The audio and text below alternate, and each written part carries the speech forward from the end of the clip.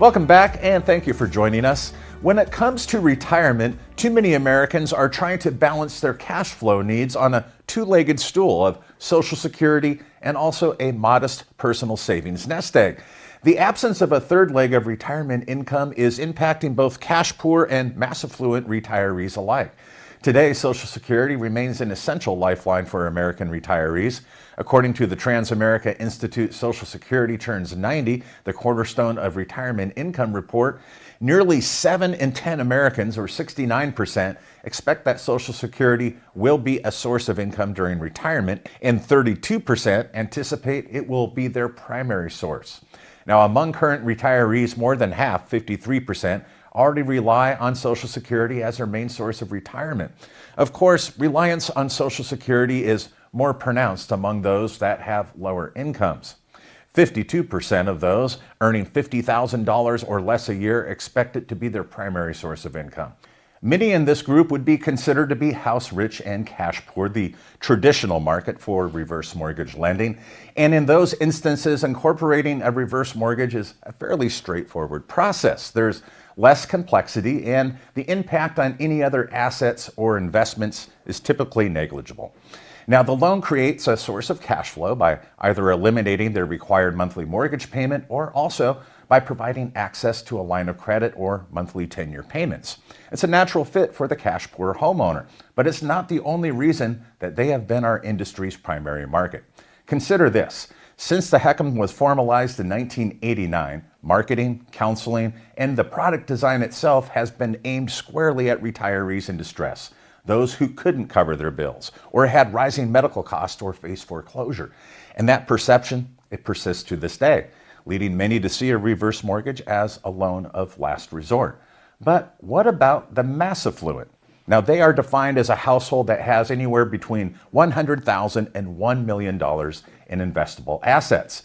Yet they are still sitting in a tricky middle ground.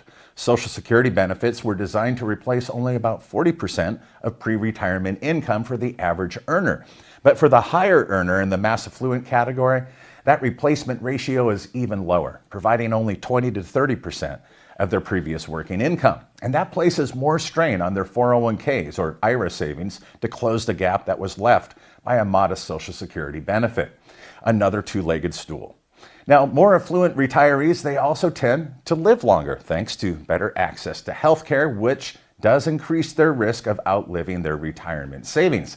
And then you add to that their sequence of returns risk and a turbulent stock market, and also tax efficiency challenges and coordinating their withdrawals along Social Security. And we see that the mass affluent today should be seriously considering incorporating their housing wealth into their retirement plan.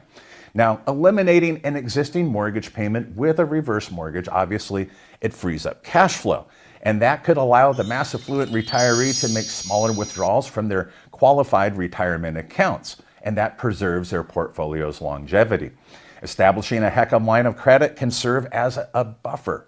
It can be drawn upon during a down market to reduce any sequence of returns risk or realized losses, and it can help reduce a retiree's marginal tax rate by allowing them to reduce their withdrawals only to the required minimum distributions from those qualified accounts.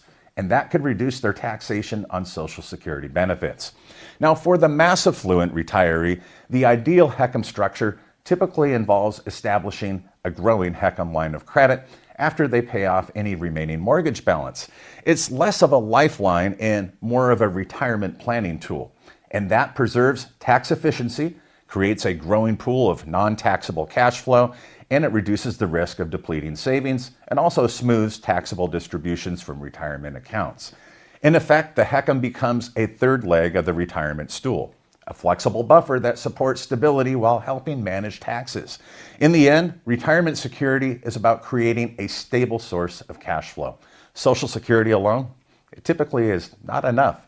And even for the mass affluent, savings can prove to be fragile in the face of longevity, market volatility, and rising healthcare costs. By responsibly unlocking one's housing wealth, retirees can strengthen their financial foundation.